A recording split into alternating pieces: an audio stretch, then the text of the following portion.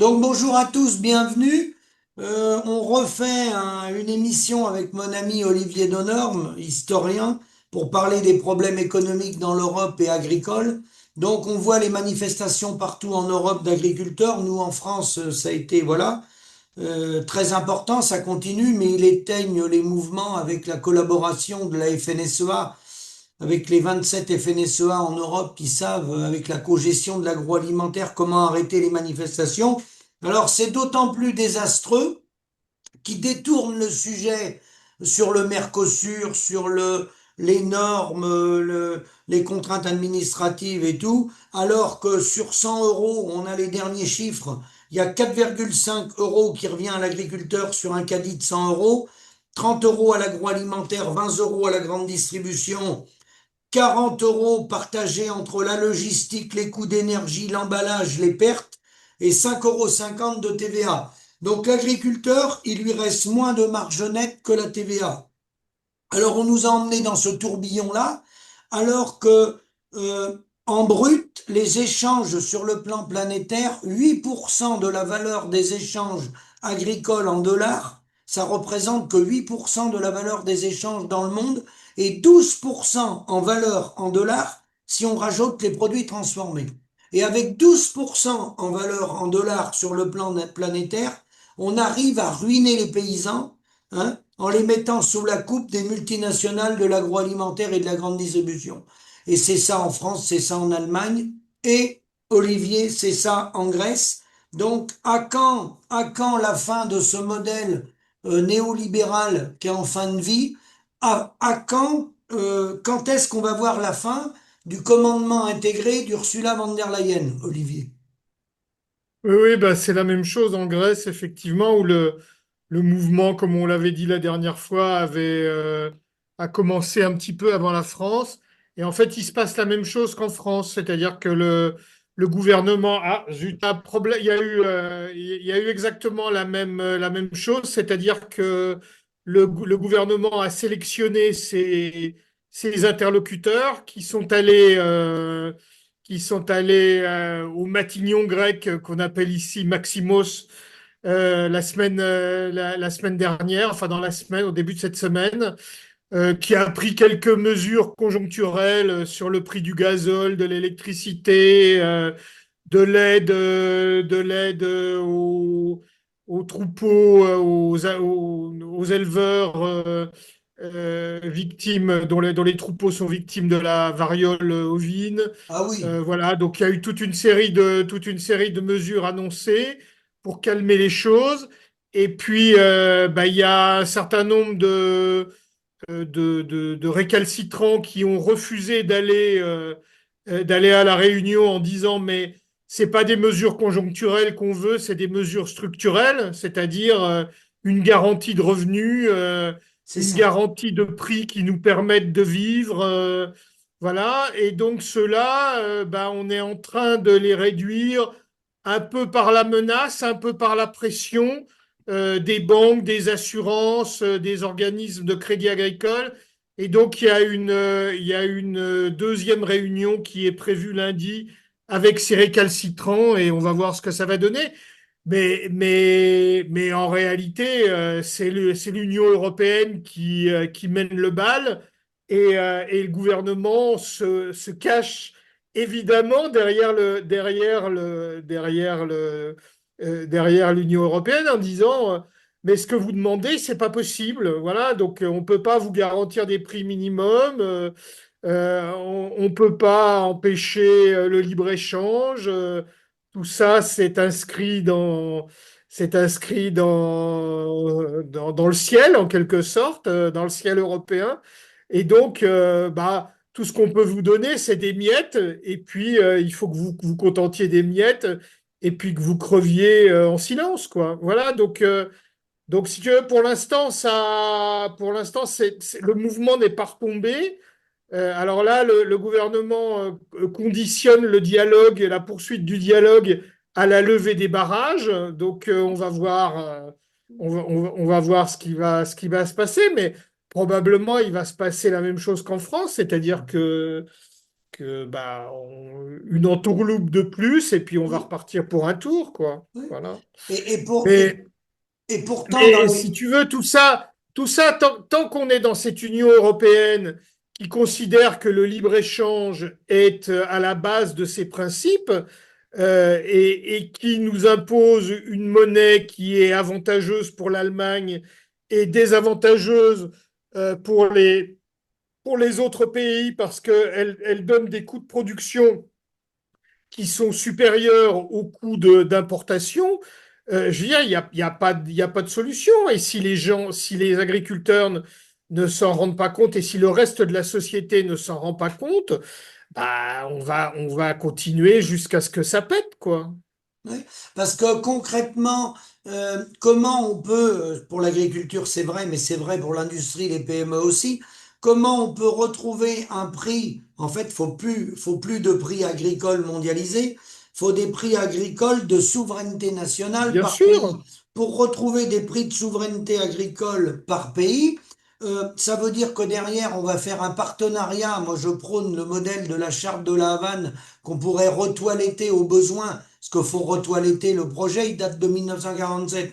Mais on pourrait faire un partenariat avec un groupe de pays européens ou BRICS ou autres, hein, et avec des échanges sur la partie dont on a besoin d'importer. Nous, on a 80% de notre alimentation qui est produite en France, transformée en France, consommée en France. Je pense qu'on pourrait monter à 92%, mais il y a toujours une partie qu'on va monter, qu'on va faire des échanges. bien sûr, Comment on pourrait faire des échanges avec le problème monétaire? Il faudrait qu'on revienne avec des échanges avec des pays avec un taux de change effectif bien qui ne sûr. pénalise pas un taux de change nominal. Il faudrait prendre une mesure d'un taux de change effectif. Tout dépend de la proportion qu'on a de commerce avec l'extérieur pour voir comment on peut harmoniser tout ça. Non mais Philippe, il y a pas de solution, il n'y a pas de solution dans l'euro. Je veux dire, tant que tu considères qu'une monnaie alors je ne sais plus combien on est dans l'euro, 19, je on n'est crois. pas 19, voilà, j'allais dire 20, mais donc qui ont des intérêts divergents, qui ont des forces différentes, Oui, qui ont des faiblesses différentes, et que tu fais une monnaie qui est la moyenne de tout ça. Cette moyenne, elle ne, contrairement à ce qu'on nous a dit au moment où on l'a faite, elle ne fait pas converger les économies, elle les fait diverger. C'est-à-dire qu'elle renforce les plus forts pour lesquels le taux de change est sous-évalué et qu'elle appauvrit les plus faibles pour lesquels le taux de change est surévalué. Donc, tant que tu es dans cette machine à faire de la divergence, il y a aucune solution. Il n'y a aucune solution non plus dans un espace qui est ouvert à tous les vents. Donc, il faut savoir ce qu'on veut produire. Et en France, bon, en Grèce, le problème est un peu différent parce que c'est une agriculture beaucoup plus faible et beaucoup moins oui, diversifiée. oui. Mais en France, on peut quasiment produire tout. Je veux dire, Pratiquement, voilà. Donc, pratiquement. Oui. bien sûr qu'il y a toujours une part qu'on va être obligé qu'on va importer. Et bien sûr qu'on a intérêt à des échanges dans lesquels on pourra vendre une partie de notre production à l'extérieur.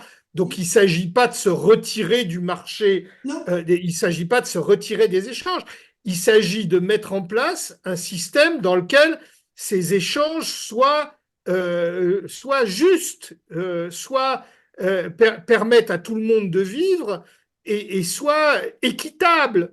Donc, la charte de la Havane, comme tu le disais, est un modèle. bien sûr. Le marché commun agricole tel que le général de Gaulle l'a imposé dans les années, à la fin des années 50 et au Oui, début des années 60, oui, c'est-à-dire un marché agricole dans lequel il y avait une préférence communautaire, c'est-à-dire, c'était quoi la préférence communautaire? C'était à partir du moment où quelque chose est produit à l'intérieur des six à l'époque, puisque oui, c'était une Europe à six, oui. on l'achète à l'intérieur et on ne l'achète pas à l'extérieur. Je m'en rappelle. Bon. Oui, Et puis, le deuxième principe, c'était le tarif extérieur commun. oui, C'est-à-dire, on est d'accord, on fait un marché commun entre nous, mais on protège notre production, c'est-à-dire que on met des barrières douanières qui permettent d'équilibrer des coûts de production qui sont différents suivant les pays où le modèle social est avancé ou suivant le modèle social est inexistant ou faible, et donc où les coûts de production sont forcément Ah oui. moindres. Et si tu fais le libre-échange, c'est-à-dire si tu fais tomber cette barrière extérieure commune, tu donnes un avantage au moins-disant social et au moins-disant. Alors à l'époque, on s'en souciait pas, mais au moins-disant écologique, c'est-à-dire que plus tu régules la production en interdisant des pesticides, des engrais, etc. Si tu mets pas de barrière douanière, ben évidemment, tu avantages ceux qui peuvent produire plus grâce à ces pesticides et grâce à ces engrais que tu interdis pour toi et que tu autorises pour ceux qui vont vendre chez toi. Donc voilà, si tu veux, tout ça est une vaste fumisterie. C'est-à-dire que une fois de plus, comme je crois que je te l'ai dit la dernière fois, le libre-échange, c'est la loi du plus fort. Donc c'est la loi du moins-disant social et c'est la loi aujourd'hui du moins-disant écologique. C'est-à-dire que plus une agriculture va être avec des agriculteurs pauvres ou appauvris, avec des quantités énormes obtenues avec des moyens que tu interdis à l'extérieur, plus tu vas avoir évidemment un appauvrissement des paysans de l'intérieur qui ne peuvent plus vivre de leur production puisqu'ils se trouvent en concurrence déloyale avec des gens de l'extérieur. Donc, si tu Ah veux tout oui, ça, il ne faut pas être énarque pour le comprendre. non, non. Alors, comme Donc on voilà, peut il n'y a, pas. il y a pas de solution.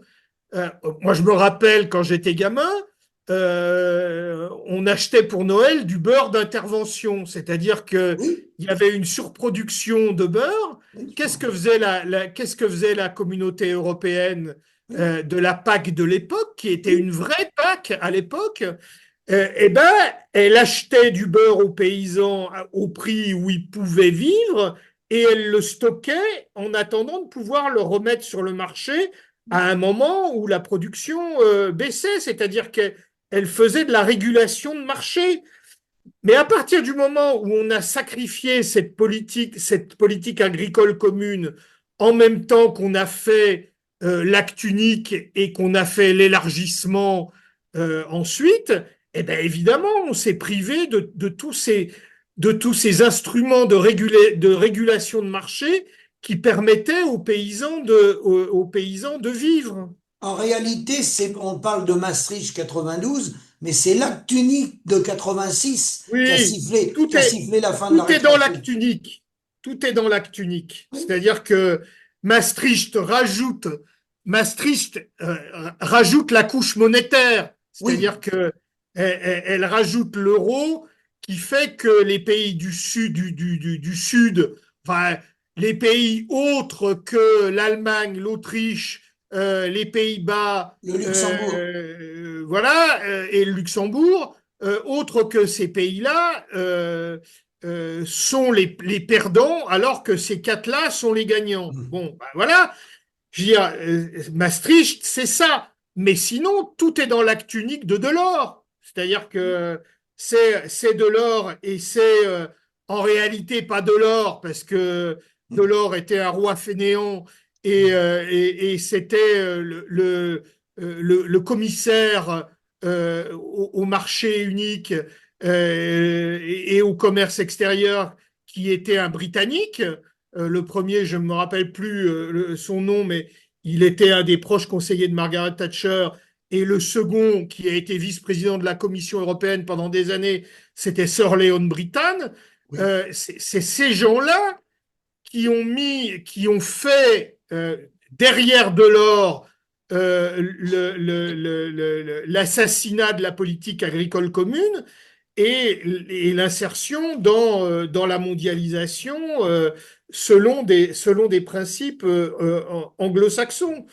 Voilà, et donc à partir de ce moment-là, à partir de l'acte unique, on révise la PAC parce que la PAC coûte trop cher, mais en réalité, on la révise pas, on la démantèle. On démantèle les vrais mécanismes de régulation de la PAC pour en faire un instrument de, euh, de soins palliatifs. C'est-à-dire que au lieu de vouloir maintenir une agriculture européenne qui soit rentable qui permette aux agriculteurs de vivre, on va passer à une PAC de soins palliatifs, c'est-à-dire une PAC où on va donner des subventions aux agriculteurs pour les faire mourir à petit feu sans qu'ils se révoltent. Voilà. Et donc, derrière, on organise la disparition des exploitations petites et moyennes, on organise les accords de libre-échange qui vont tuer par la concurrence déloyale, et puis on dit aux agriculteurs, bah, prenez des chèques et tenez-vous tranquille. Mais en réalité, on démantèle la PAC, on ne la réforme pas. Donc, ils ont appelé ça les aides compensatoires aux surfaces cultivées. Et Louis Mermaz, qui avait fait un passage au ministère de l'Agriculture, l'ancien ministre socialiste, il avait dit le passage à cette nouvelle politique agricole commune va permettre d'aller sur les marchés internationaux et de développer nos marchés, la politique de l'offre. Et c'est un accompagnement pour les agriculteurs pour qu'un jour ils puissent voler de leurs propres ailes. Voilà les termes de Louis Mermaz. Mais quand on parle de l'euro, comme c'est une union monétaire, en fait qu'on n'a plus notre monnaie, les dévaluations ou les révaluations, en fait on fait des dévaluations internes sur les salaires. Bien sûr, mais ça, si tu veux, c'est la même chose pour l'industrie. Je veux dire, à partir du moment, et pour le salariat, à partir du moment où tu as une monnaie surévaluée et que tu as des problèmes pour exporter à cause de cette monnaie surévaluée, et que tu encourages les importations parce que cette monnaie surévaluée te permet d'acheter à moindre prix que ce que tu produis à l'intérieur, en te faisant croire, en te faisant croire que c'est pas grave. Mais en réalité, c'est très grave parce que ce que tu fais, c'est du déficit commercial, c'est-à-dire que tu achètes toujours plus à l'étranger et tu produis toujours moins à l'intérieur, et donc tu sacrifies tes productions pour acheter des importations, ce qui fait que ton déficit commercial se creuse et que au final, ce déficit commercial, il est financé par la dette. Bien La sûr, fameuse dette, c'est pas le fait que les Français travaillent pas assez, etc. C'est simplement que on a une monnaie surévaluée qui fait qu'on importe toujours davantage et que donc, au final, on finance ce déficit commercial par la dette.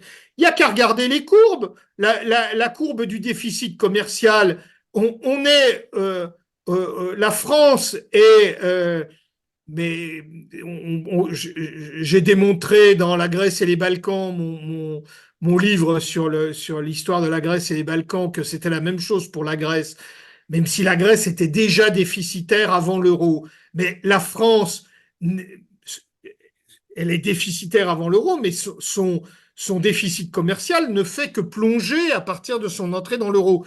Mais la France, c'est encore plus évident. Elle a un excédent commercial jusqu'au passage à l'euro et elle creuse, elle passe en rouge dans son déficit en déficit commercial à partir du passage à l'euro. Et depuis, ce déficit commercial ne fait que se creuser. Et donc, ce déficit commercial, bah, tu le finances comment? Tu le finances si tu veux pas contracter ton marché intérieur, tu le finances par des subventions d'ordre différent, c'est-à-dire que tu fais un État social de plus en plus, comment dire, de plus en plus obèse, qui va donner des chèques aux agriculteurs, et puis des chèques pour la rentrée des classes, et Scolaire? puis des chèques énergie, et puis des chèques ceci et des chèques cela. Pourquoi? Parce que tu peux pas augmenter les salaires et les revenus. Non. Puisque tu as une monnaie surévaluée, tu es obligé de compenser cette surévaluation par une dévaluation intérieure. C'est-à-dire que tu es obligé de faire baisser les salaires, ce qui a été le cas en Grèce avec la Troïka, où on a coupé les salaires d'un tiers ou de la moitié dans certains cas, et les pensions d'un tiers ou de la moitié. Mais en France, c'est la même chose, c'est-à-dire que euh, on n'a pas encore coupé les salaires et les pensions, mais on les a détachés de l'inflation, Oui. c'est-à-dire qu'en réalité, les gens perdent du revenu au final.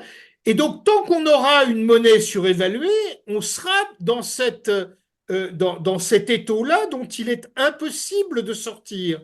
Il est impossible de sortir parce que cette monnaie nous oblige en quelque sorte, ou nous conduit à importer plutôt qu'à produire, et elle nous oblige, pour ce qu'on produit encore, à, comment, à exercer une pression constante sur les revenus.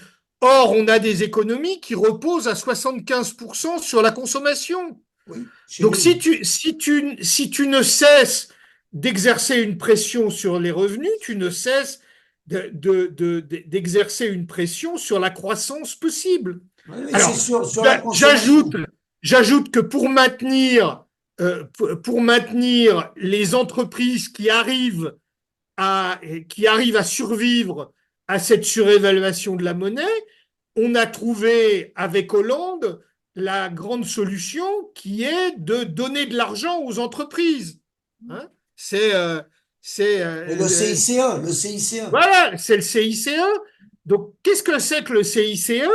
C'est que le budget de l'État va financer, euh, va donner aux entreprises l'argent qu'elles ne peuvent pas gagner à cause de la surévaluation de la monnaie.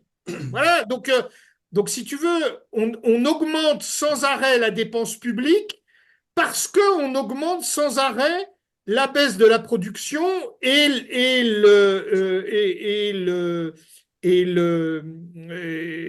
le déficit commercial. Donc voilà, si tu veux, c'est un cercle absolument vicieux dont on ne peut pas sortir tant qu'on a cette monnaie, et dont on ne peut pas sortir tant qu'on ne redéfinit pas ce qu'on veut produire et ce qu'on peut produire à l'abri de barrières douanières raisonnables, et ce qu'on choisit de ne pas produire. Mais ça implique d'avoir une politique, c'est-à-dire que ça implique d'avoir une politique agricole et une politique industrielle. Voilà. Je suis pas du tout un fan de Trump, mais Trump a compris ça. C'est-à-dire qu'il a compris. Alors, je ne sais pas si ça va marcher parce que, comme le dit Emmanuel Todd, la structure démographique, d'éducation, etc., aux États-Unis pose des tas de problèmes. Mais ce qu'essaye de faire Trump avec ses droits de douane, c'est d'essayer de faire redémarrer une production que le libre-échange a fait partir en Chine. Voilà. Et donc, alors, Mais c'est vrai, dans la description que tu fais, nous, la France, le produit intérieur brut repose sur la consommation des ménages, 1670 milliards d'euros à peu près. Et dans cette consommation des ménages, ils disent que c'est 13% du budget des ménages qui va à l'alimentation et ça alimente bien ce que tu viens de dire. En réalité, moi j'ai regardé, c'est entre 26 et 28% le budget alimentation. Pourquoi?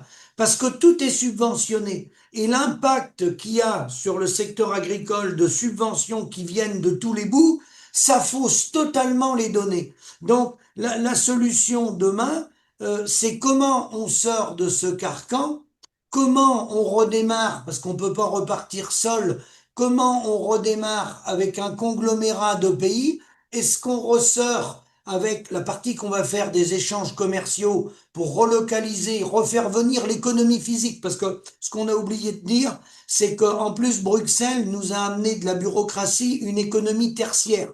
Faut Bien sûr. revenir avec de l'économie physique, des paysans, des usines de chaussures, des usines de voitures, une économie physique. Mais comment on repart à plusieurs pays, comment on sort de ce carcan-là concrètement? Comment on fait? Qu'est-ce que tu veux? Tant que tu n'as pas des responsables politiques qui expliquent au peuple qu'ils sont dans l'impasse et qu'on les a mis dans cette impasse, il n'y a pas de solution. Je veux dire, alors, le problème, c'est que toute cette classe politique, tu citais Mermas tout à l'heure, mais on pourrait citer François Hollande. Je regardais tout à l'heure un truc de François Hollande en 2005. Je vais te le lire parce que c'est quand même absolument superbe. 2005, il y aura plus de croissance, plus de prospérité et d'emploi, les économies vont toutes converger. Déjà, le monde entier nous regarde avec envie. Les États-Unis n'ont qu'à bien se tenir. Demain, l'Europe puissance tiendra la dragée haute au monde entier. Si tu veux, tant que tu as ces gens-là qui sont au pouvoir, qui t'ont emmené dans cette impasse et tu ne peux pas attendre d'eux qu'ils te disent on s'est trompé sur tout et on va faire autre chose. Donc la question aujourd'hui est une question éminemment politique qui, qui, qui aujourd'hui peut incarner un changement je ne parle pas d'homme, quelle force politique peut aujourd'hui incarner un changement total comment dire, d'orientation et dire, ben voilà, ça fait 40 ans qu'on se trompe sur tout, on est dans l'impasse, soit on continue et on se tiers-mondise, parce que je veux dire, c'est ce qui... J'entendais j'entendais il y a 2, 3 jours qu'il y a 20 ans, on avait le premier hôpital au monde, aujourd'hui on est 26e. Voilà, donc si tu veux, la, la, la, la dégringolade la dégringolade c'est une décade prodigieuse, si tu veux.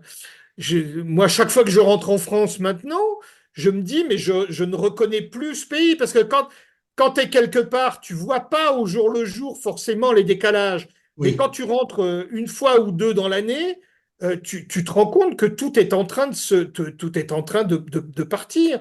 Voilà, donc que veux-tu que je te dise? Il faudrait un projet politique disant on récupère notre monnaie nationale et on récupère notre monnaie nationale, c'est-à-dire on met Jacques Sapir au ministère de l'économie et des finances qui dit comment conduit la transition. C'est pas la première fois. Si tu veux, dans mon livre Les 30 bonnes raisons pour sortir de l'Europe, je raconte qu'on a essayé à 2 reprises de faire la France a essayé à 2 reprises de faire une zone monétaire qui était en réalité une monnaie unique. Il y a eu ce qu'on appelle au début du XXe siècle l'Union latine, et puis il y a eu dans les années 30 ce qu'on appelle le bloc or, c'est-à-dire un système de pays qui avait adopté un taux de change fixe Oui. par rapport à l'or. Je veux dire, ces deux tentatives ont échoué et elles ont fini par éclater. Bon, voilà. Alors, si on avait aujourd'hui un gouvernement digne de ce nom, il dirait à ses partenaires, écoutez, ça ne marche pas, on va essayer de trouver ensemble une manière d'en sortir, une manière ordonnée d'en sortir. Mais le problème, c'est que ces gens-là ne veulent pas reconnaître qu'ils se sont trompés surtout. Donc, qu'est-ce qui va arriver? Quel est le plus probable? C'est qu'on va arriver à un point où l'euro va éclater en vol. Voilà. Donc, si tu veux, moi, je ne peux pas te dire autre chose. Euh, Derrière, il n'y a rien à faire dans le cadre de l'Union européenne. Il n'y a rien à faire dans le cadre de l'Union européenne. C'est-à-dire que on ne réformera pas ce machin de l'intérieur. Voilà, c'est irréformable. Donc il faut, pour un gouvernement qui serait un gouvernement de salut public, il faut poser des actes de souveraineté et dire du jour au lendemain, après avoir eu une onction populaire par une élection, voire par un référendum, je ne reconnais plus je ne reconnais plus la Cour de justice européenne qui produit du droit hors de contrôle à jet continu, et je ne payerai pas les amendes qui me seront infligées pour les actes de souveraineté que je vais faire. Deux, je stoppe mon financement à l'Union européenne et je renationalise ma politique agricole commune, ma politique agricole, et je renationalise un certain nombre. Là, je rétablis mes frontières, je rétablis le contrôle de l'immigration, je pose tout un certain nombre d'actes de souveraineté. Et à partir de ce moment-là, comme l'a dit le général de Gaulle au moment de la crise de la chaise vide, écoutez, maintenant, si vous voulez qu'on fasse autre chose, qu'on fasse des choses ensemble, on en discute à partir de là. Voilà. Et de toute façon, pas dans le cadre de l'Union européenne. C'est-à-dire que ces traités sont caducs et on fait quelque chose entre États souverains euh, qui déterminent quelles sont les choses qu'ils veulent mettre en commun et quelles sont les choses qu'ils veulent garder dans leur espace de souveraineté.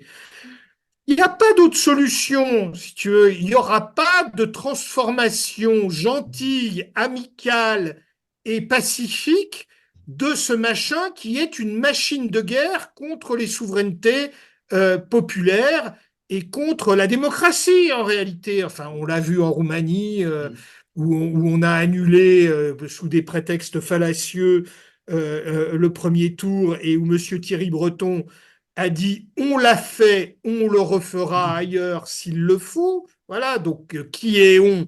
C'est évidemment la Commission européenne, c'est pas la Cour suprême roumaine, c'est pas etc. C'est l'Union, ce sont les injonctions de l'Union européenne qui ont fait qu'on a annulé ce scrutin dont le résultat ne convenait pas. On l'a vu lors des référendums. On le voit avec l'adhésion à l'Ukraine, de l'Ukraine. Je veux dire, si on consultait les peuples, évidemment, ils ne voudraient pas d'une adhésion de l'Ukraine à l'Union européenne.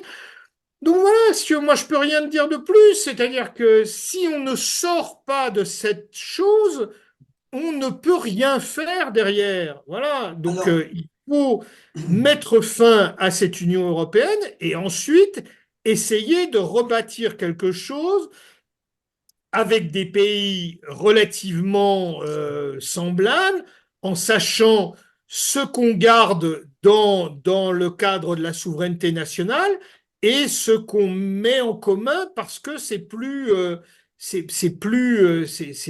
pratique. Encore une fois, il y a un modèle pour ça qui s'appelle l'Agence spatiale européenne.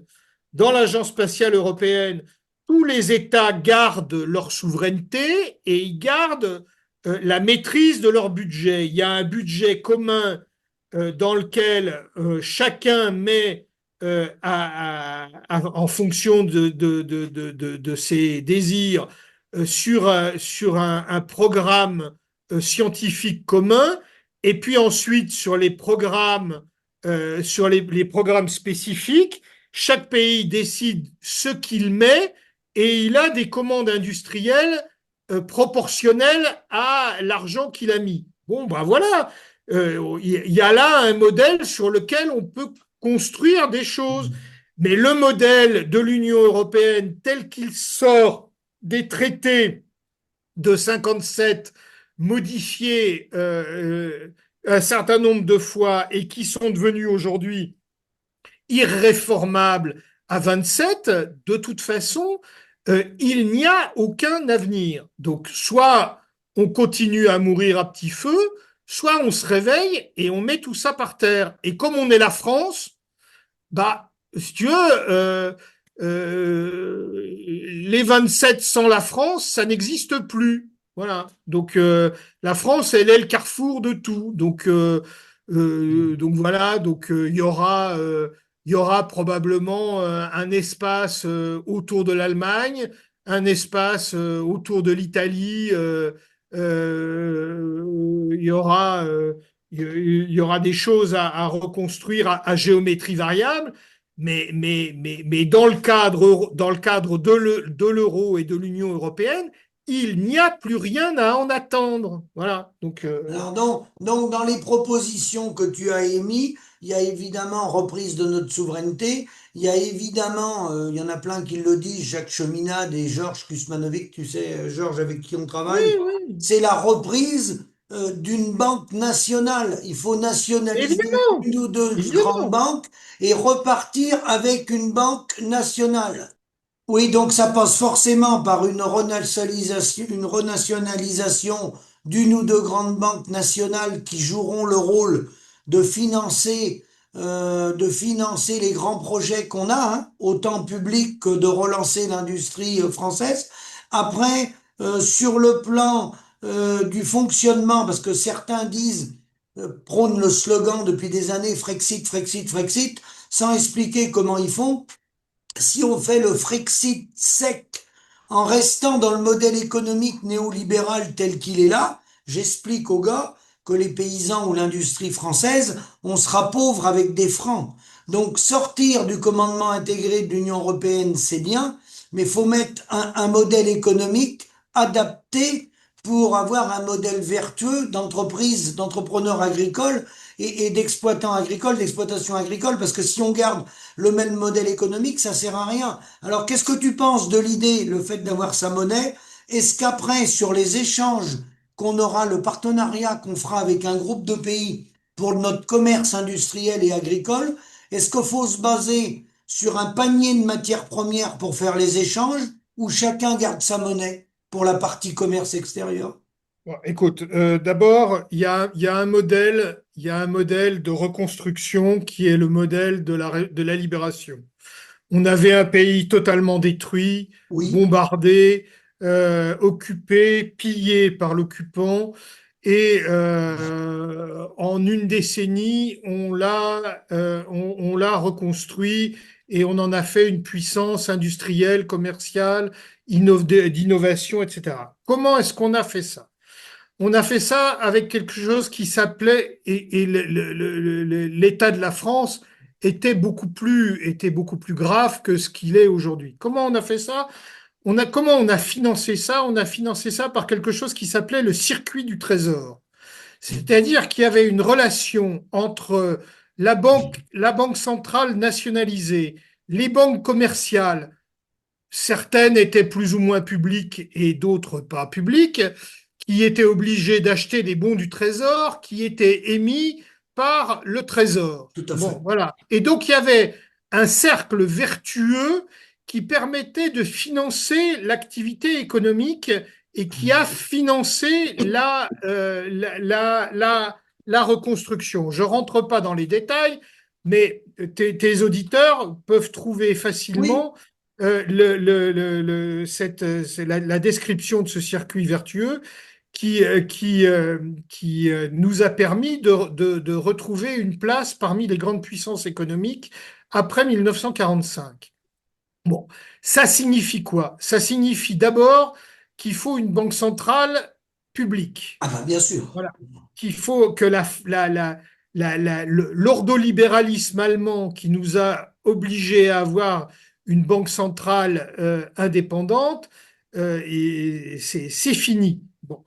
Euh, alors, pourquoi est-ce on est sorti de ce circuit du trésor? Parce qu'à un moment donné, on a jugé que ce circuit du trésor était inflationniste. Je ne rentre pas dans les détails non plus, Oui, oui, mais en gros, ça entraînait effectivement une inflation.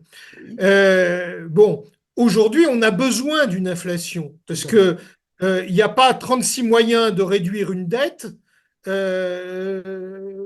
y en a deux ou il y en a trois. Trois. Le premier moyen, c'est de faire monter les créanciers au bûcher, comme a fait Philippe le Bel avec les Templiers. Mais bon, c'est un peu passé de mode. Donc on va pas faire ça. Il y a un deuxième moyen qui est de faire de la croissance, mais on peut pas faire de croissance Non, avec l'euro. non. Voilà. Et il y a un troisième moyen qui est de faire de l'inflation. Parce que quand on Oui, fait de l'inflation, la dette, c'est un stock. tout à fait. Et donc, quand on fait de l'inflation, on,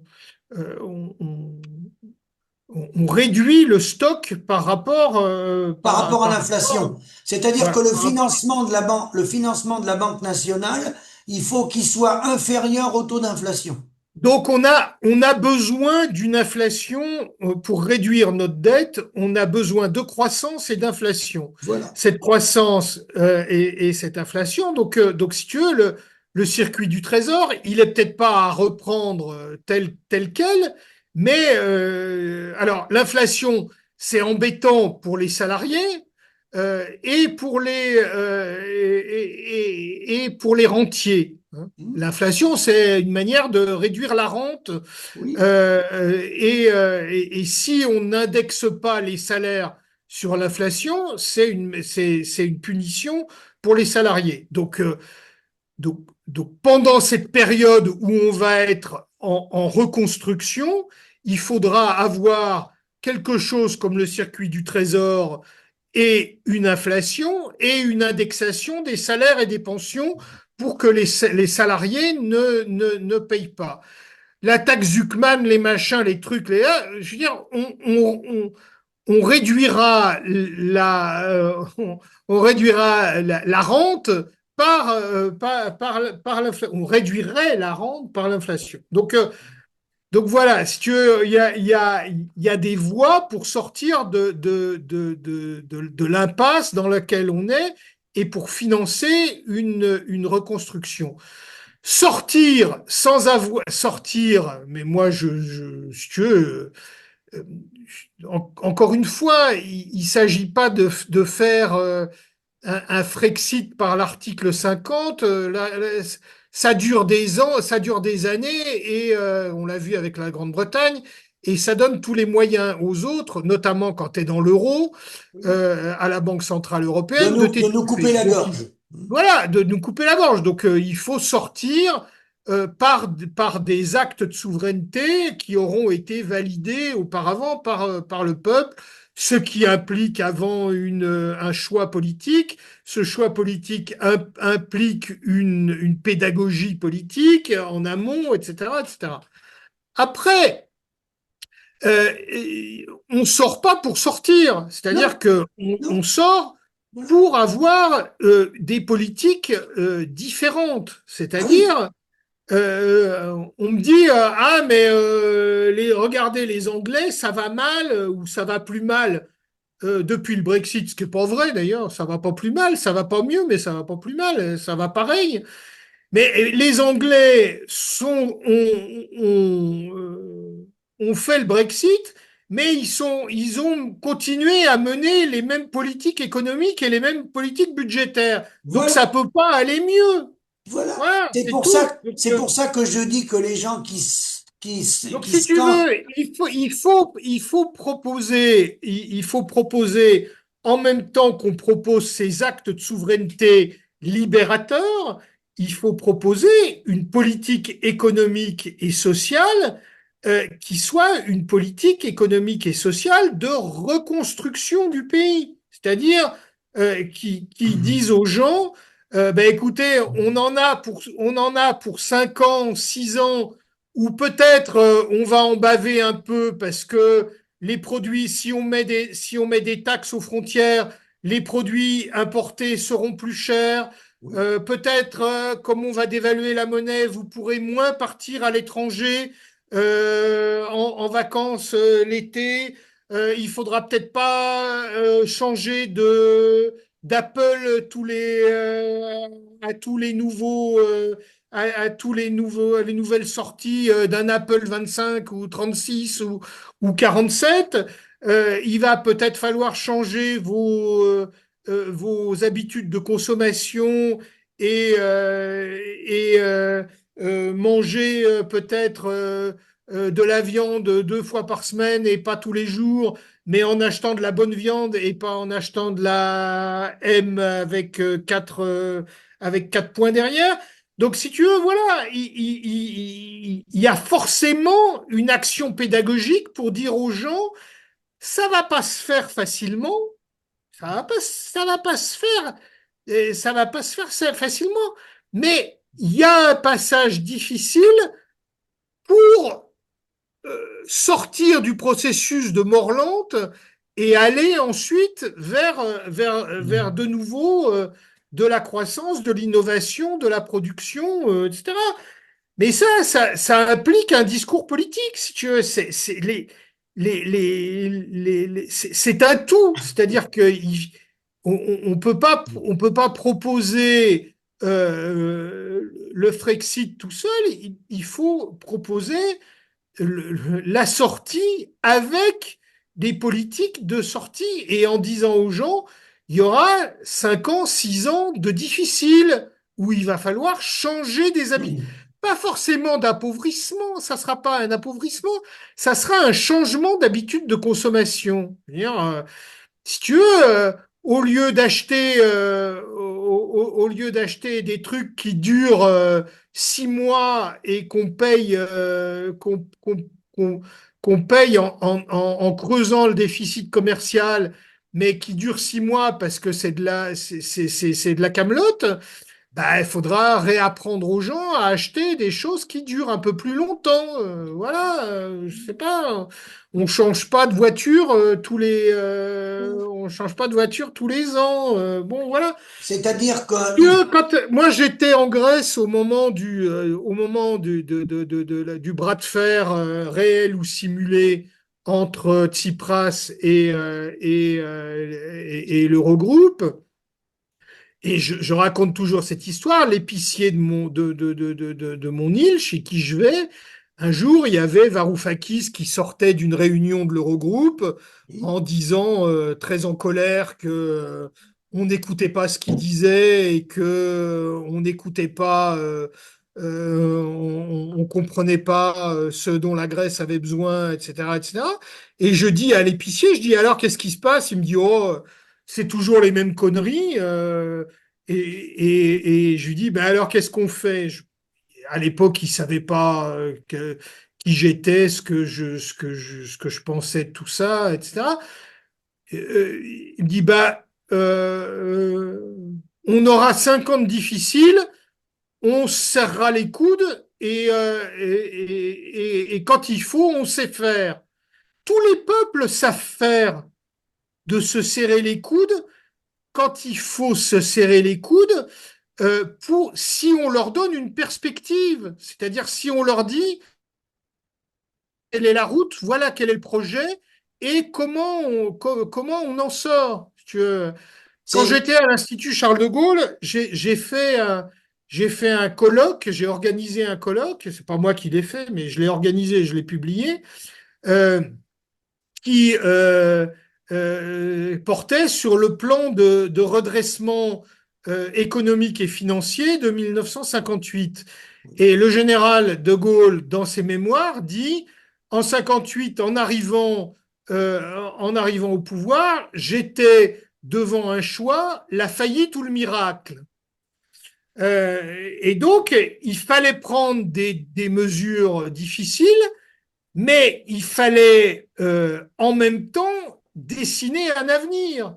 Et quand tu dessines un avenir, tu peux dire aux gens, écoutez, voilà, il y a un certain nombre de choses qu'on va plus pouvoir faire, au moins pendant un certain temps.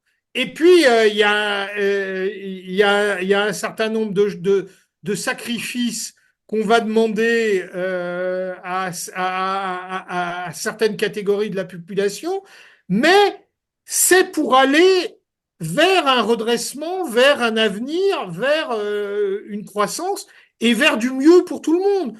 Mais ça, nos politiques qui sont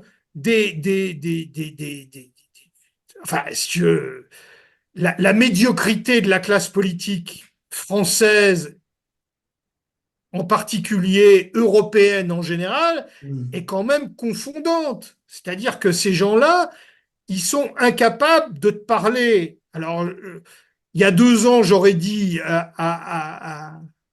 ils sont incapables d'avoir une vision, j'aurais dit il y a 2 ou 3 ans, à 6 mois.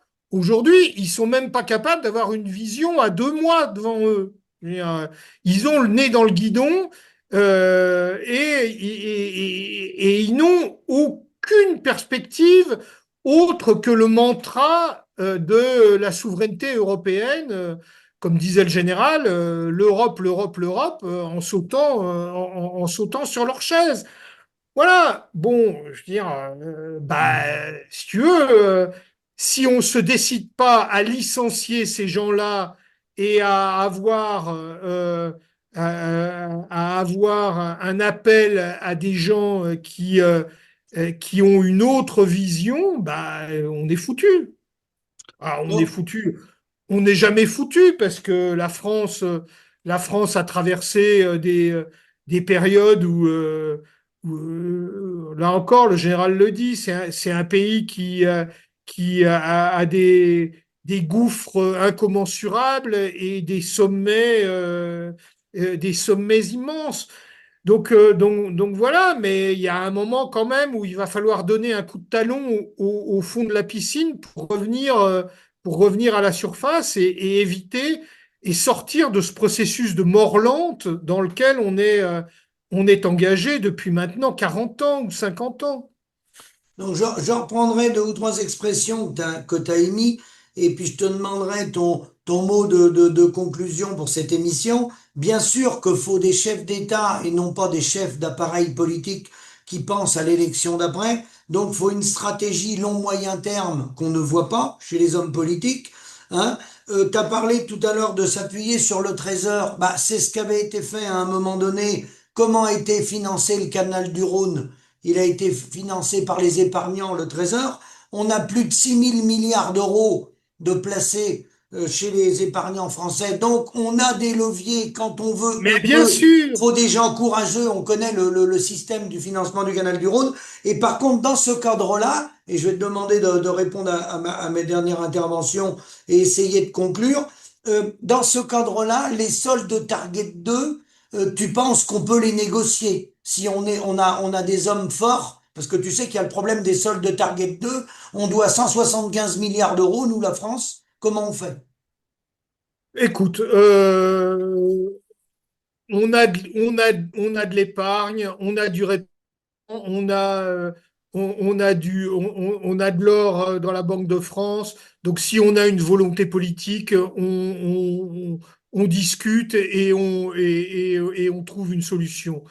Le cardinal de Richelieu disait que la politique, c'est de rendre possible ce qui est nécessaire. Donc voilà, l'art politique, c'est ça. C'est pas de se plier devant les fausses contraintes et de dire on peut rien faire, c'est de trouver les moyens. Alors moi, je suis pas, je peux pas répondre techniquement à ta question parce que je suis pas un spécialiste de tout ça et et il y a suffisamment d'experts de tout qui donnent leur avis sur tout.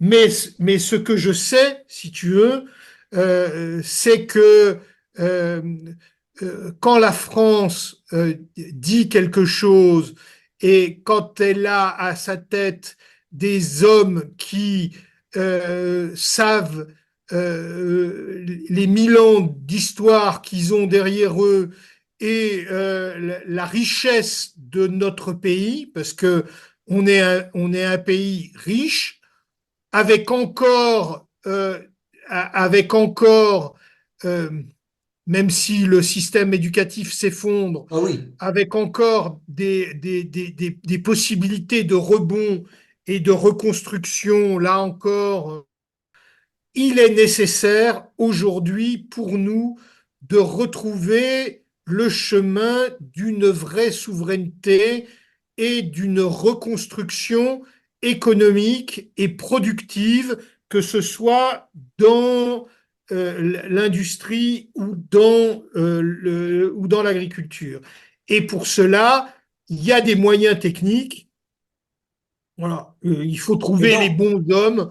Encore une fois, si tu veux, moi je et suis pas donc, financier, non. je suis pas Et économiste. donc tu Et conf- Tu mets Jacques Sapir au ministère de l'économie et des finances, il va te négocier les targets 2. et Et donc puis, et donc tu confirmes que dans l'histoire de France, il y a eu des périodes très difficiles. Tu le ah bah oui, confirmes? oui, je veux dire, on sort de la guerre, on sort de la guerre de 14, toutes nos régions industrielles et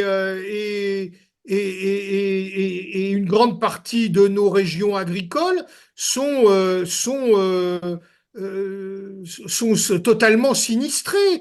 Tout le nord de la France, le charbon qui est le pétrole de l'école, de l'époque, nos mines de charbon. Ont été, ont été inondés par les Allemands. Toutes les plaines de l'Est, enfin, je veux dire, il faut voir à quoi ressemble Verdun, sa région, à ce moment-là. Je veux dire, il y a eu une saignée humaine extraordinaire et le pays s'en remet.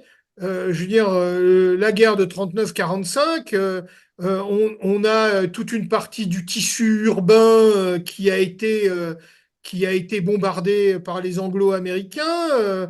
On a des villes entières qui sont détruites, des réseaux ferrés qui sont détruits, du potentiel économique qui a été détruit. Le, le, le,